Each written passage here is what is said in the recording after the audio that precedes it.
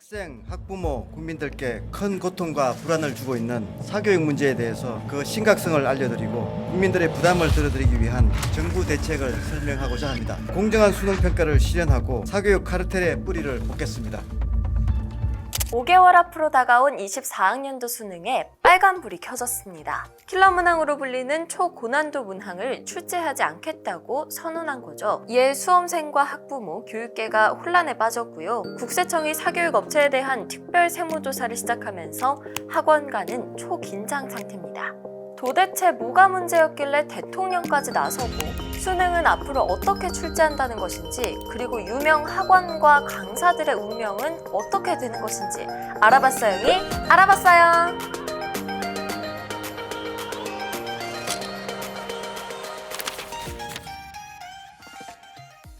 먼저 사건의 발단부터 알아보죠. 왜 지금 이 사태가 벌어진 걸까요? 바로 사교육비가 굉장히 불어났기 때문입니다. 아니, 학생 수는 감소하는 와중에 사교육비는 왜 이렇게 늘어난 걸까요? 지금 학생들은 코로나19로 인해서 학습 결손 혹은 돌봄 공백을 겪은 세대입니다. 이 때문에 그 부족함을 채우기 위해 사교육에 더 많은 돈을 투자하게 된 거죠. 이렇게 걷잡을 수 없이 불어난 사교육비를 바로잡기 위해 윤석열 대통령은 지난 6월 15일 이주호 부총리 겸 교육부 장관에게 수능 개선 지시를 내렸습니다. 그리고 11일 후인 26일 정부는 공정한 수능 개편을 골자로 한 사교육 경감 대책을 발표했죠. 그리고 그 핵심은 바로 킬러 문항 배제와 사교육 카르텔 철폐, 윤석열 대통령이 강조한 키워드이기도 하죠.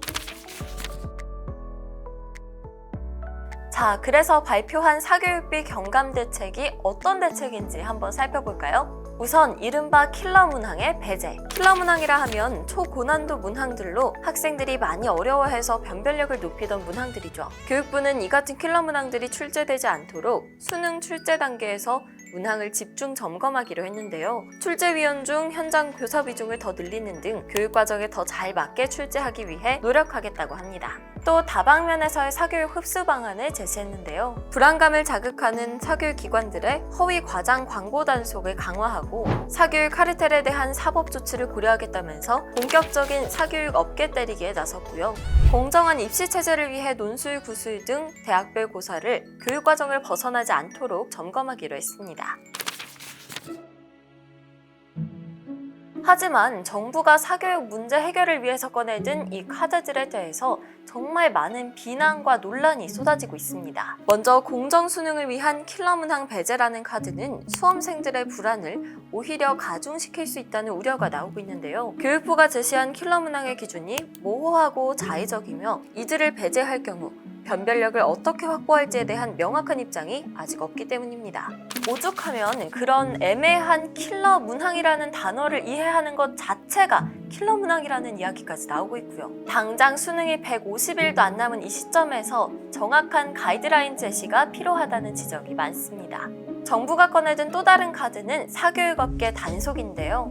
현 사교육 시장의 최대 수혜자로 지목된 일타 강사들에 대해서 갑론을박이 펼쳐지고 있습니다. 일부 강사들의 연수입이 100억, 200억으로 초고소득을 올리는 것에 대해 공정한 시장 가격이라 볼 수 없다며 이를 바로잡아야 한다는 입장이 있는가 하면 공교육을 정상화시켜서 사교육비를 절감시키는 본질적인 문제에 접근해야지 사교육 고소득자를 악마화해 갈라치게 하는 것은 옳지 않다면서 비난의 목소리도 커지고 있습니다.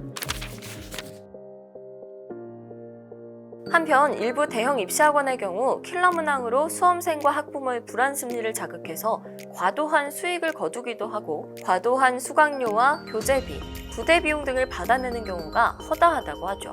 이에 국세청에서 28일 사교육업체에 대한 특별 세무조사를 실시했습니다. 세무조사 대상이 된 사교육업체는 메가스터디, 시대인재, 종로학원, UA 등인데요. 학원가에선 그동안 공공연한 비밀이었던 킬러 문항 유통, 그리고 교재비 수익 구조 등에서 문제점이 포착될지에 주목하고 있죠. 조사 대상이 된 학원들은 일단 문제될 게 없다는 입장이지만 어떻게 나올지는 지켜봐야겠네요.